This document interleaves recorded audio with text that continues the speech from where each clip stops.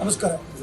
ಕರ್ನಾಟಕ ಕಾಂಗ್ರೆಸ್ ಸರ್ಕಾರ ಇತ್ತೀಚೆಗೆ ಹಿಜಾಬನ್ನು ಶಾಲೆಯಲ್ಲಿ ಮತ್ತೆ ವಾಪಸ್ ತರುವಂಥದ್ದಕ್ಕೆ ಆದೇಶವನ್ನು ಮಾಡಿದೆ.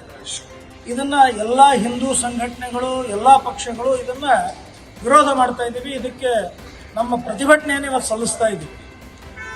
ಇದು ಸಮಾನ ವಸ್ತ್ರಗಳು ಇರಬೇಕು ಅನ್ನುವಂಥದ್ದೇ ಸಂವಿಧಾನದ ಮೂಲ ಆಶಯ.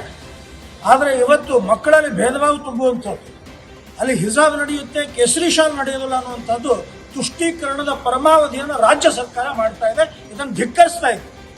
ಈ ನಡೆಯನ್ನು ಸರ್ಕಾರ ವಾಪಸ್ ತಗೊಳ್ಬೇಕು. ಈ ರೀತಿಯಾಗಿ ಅಸಮಾನತೆಯನ್ನು ಮಕ್ಕಳಲ್ಲಿ ಬಿತ್ತೋದಕ್ಕೆ ಎಲ್ಲ ಸಂಘಟನೆಗಳು ನಾವು ವಿರೋಧವನ್ನು ಮಾಡಿ ಇವತ್ತು ಜಿಲ್ಲಾಧಿಕಾರಿಗಳಿಗೆ ಮನವಿಯನ್ನು ಕೊಟ್ಟಿದ್ದೀವಿ. ತಕ್ಷಣದಲ್ಲೇ ಇದನ್ನು ವಾಪಸ್ ತಗೊಳ್ಬೇಕು ಅಂತೇಳಿ ಆಗ್ರಹವನ್ನು ಮಾಡ್ತಾ ಇದ್ದೀವಿ. ಅದರ ಜೊತೆಗೆ ಬಕ್ರೀದ್ ಬರ್ತಾ ಇದೆ. ಈ ನಿಮಿತ್ತವಾಗಿ ಅವ್ಯಾಹತವಾಗಿ ಗೋವುಗಳ ಮಾರಣ ಹೋಮ ಆಗ್ತಾ ಇದೆ. ಕರ್ನಾಟಕದಲ್ಲಿ 2022ರ ಗೋಹತ್ಯಾ ನಿಷೇಧ ಕಾನೂನು ಜಾರಿ ಇದೆ.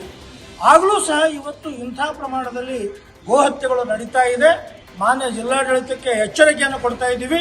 ದಯವಿಟ್ಟು ಕಾನೂನನ್ನು ಪಾಲನೆ ಮಾಡಿ, ಇಲ್ಲದೇ ಹೋದರೆ ಅನಾಹುತಗಳಾದರೆ ನೀವೇ ಹೊಣೆ ಆಗಬೇಕಾಗತ್ತೆ ಅನ್ನೋಂಥ ಎಚ್ಚರಿಕೆಯನ್ನು ಕೊಡುವಂಥದ್ದು ಸಹ ಇವತ್ತಿನ ಮನವಿ ಮುಖಾಂತರವಾಗಿ ಈ ಮಂಗಳೂರಿನ ಜಿಲ್ಲಾಧಿಕಾರಿ ಕಚೇರಿಗೆ ನಾವು ಮನವಿಯನ್ನು ಕೊಟ್ಟಿದ್ದೀವಿ.